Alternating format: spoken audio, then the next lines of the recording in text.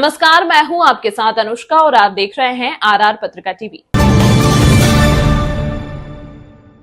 महाशिवरात्रि के पावन अवसर पर विद्याधर नगर स्थित श्री भूतेश्वर महादेव मंदिर में भक्तों की भारी भीड़ उमड़ी। श्रद्धालुओं ने देवादिदेव महादेव की पूजा अर्चना कर सुख समृद्धि और कल्याण की प्रार्थना की। मंदिर परिसर में हर हर महादेव और बम बम भोले के जयकारों से गूंज उठा।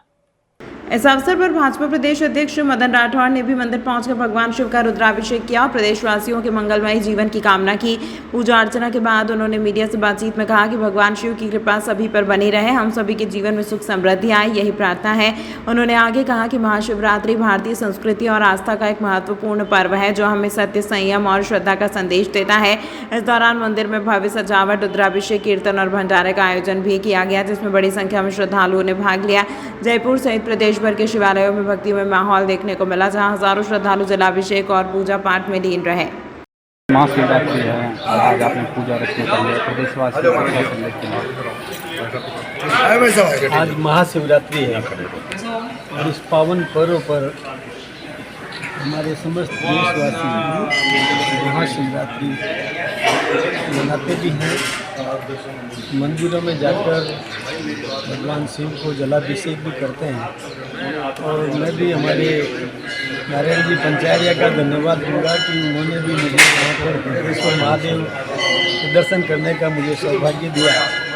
यहाँ पूज्य गुरुदेव और उनके किसी भी यहाँ उनसे भी हमें मार्गदर्शन मिला। और इधर जो मेरे भाई और खड़े हैं, इनका तो मौन व्रत है, काफ़ी लंबे समय से मौन व्रत है।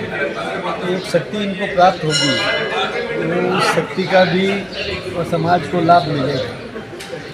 भूतेश्वर महादेव मंदिर पर जलाभिषेक के बाद हमने वहाँ पर जलाभिषेक करते समय भी हमने प्रार्थना की कि हमारा देश खुशहाल बने, आम नागरिक सुखी समृद्ध रहे, शांति कायम हो। और महादेव से तो एक परिवार की एक परिकल्पना की जा सकती है कि एक महादेव के परिवार में गजानन जी थे जिनके पास में चूहा था, शिव जी के गले में सांप था लेकिन वो उस चूहे को खाता नहीं था। शिव जी का नांदिया था और माँ पार्वती का शेर था, लेकिन वो शेर कभी भी उस नांदिये को यानी नंदी को खाता नहीं था, क्षति नहीं पहुँचाता था। और कार्तिकेय के पास में मयूर था, लेकिन मयूर कभी उस सांप को पकड़ के उठाता नहीं था। इतना कितना सद्भाव है उस परिवार में। तो शिव जी से हमें यह सीखने को मिलता है कि अलग अलग प्रकृतियों के होने के बावजूद भी सब शांति, स्नेह, समन्वय के साथ रहें, ये प्रेरणा यहाँ से मिलती है। सर, 1-1.5-2 महीने चला, करोड़ों पब्लिक आई, अलग अलग पार्टियों के कंट्रोवर्सी बयान आए, किस तरीके से देखते हैं? मैं सोचता हूँ अब तो कोई कंट्रोवर्सी होनी नहीं चाहिए, जब आधा हिंदुस्तान वहाँ पहुँच गया। और मैं तो ये भी कहूँगा कि जब खुद राहुल गांधी जी, जो कांग्रेस के वरिष्ठ नेता हैं और सदन के अंदर विपक्ष के नेता भी हैं, वो खुद भी वहाँ जा कर के और डुबकी लगा के अपने पाप धोने का उन्होंने काम जो किया, तो फिर इससे बड़ी बात और क्या हो सकती है। जब वो भी वहाँ मानने लगे हैं, तो मैं सोचता हूँ कि हमारे देश के प्रधानमंत्री नरेंद्र भाई मोदी जी को धन्यवाद देना चाहिए कि आस्था सब में पैदा हुई है और उनके मन में भी आस्था पैदा हुई तो सभी में आस्था बनेगी, पैदा होगी। धीरे धीरे आएंगे, थोड़ा देरी हो सकती है, लेकिन सब में इस प्रकार का भाव जागृत होगा। हमारे राष्ट्रीय धरोहर के प्रति त्रिवेणी संगम है, वहाँ गंगा यमुना सरस्वती का त्रिवेणी संगम है, वहाँ जाकर के और डुबकी लगा करके और अपने आप को सौभाग्यशाली मानते हैं, तो ये प्रेरणा और लोगों में भी जागृत होगी। सर, जिस तरीके से पक्ष और विपक्ष में जिस तरीके से विधानसभा में जो देखने को मिल रहा है, अध्यक्ष जी कल भावुक हो गए और विपक्ष के ऊपर आरोप लगा रहे हैं। विपक्ष के नेता हैं गोविंद सिंह डोटासरा, जो प्रदेश अध्यक्ष हैं कांग्रेस के, वो लगातार बाहर धरना प्रदर्शन, बयानबाजी, इस तरीके से देखते हैं सर ये सारी चीज़ों को?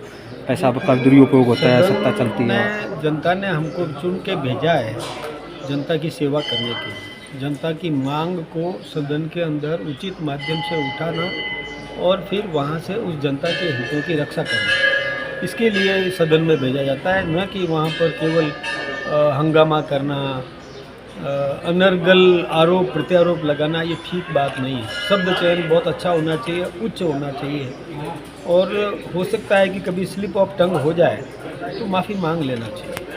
तो एक राष्ट्रीय पार्टी के और प्रदेश के अध्यक्ष डोटासरा जी, उनसे कुछ गलतियां हुई है, शब्द चयन में त्रुटि हुई है, आसन के प्रति उचित शब्द प्रयोग नहीं किए, अनुचित प्रयोग किए, तो उनको माफी मांगना चाहिए। कल दूसरा, जब वो आसन के चैम्बर में जाकर के माफ़ी मांग सकते हैं और ये वादा करते हैं कि मैं सदन में माफ़ी मांगूंगा, और उसके बाद सदन आहूत होता है, तो उनको वही प्रक्रिया अपनाना चाहिए। अब उससे विमुख होकर के, और वहाँ मैं सोचता हूँ कि अंतर्कलह कांग्रेस के अंदर बहुत है, और उसका खामियाजा पूरे राजस्थान की जनता को भुगतना पड़ता है। आपको नहीं लगता कि 3 बार के मुख्यमंत्री अशोक गहलोत जी कल गेट के बाहर धरने पर बैठे रहे? अगर वो चाहते तो अध्यक्ष साहब से मिलते, अपने विधायकों को ले जाते, अब वो समझाइश दुविधा होती। में है गहलोत साहब कि क्या करे।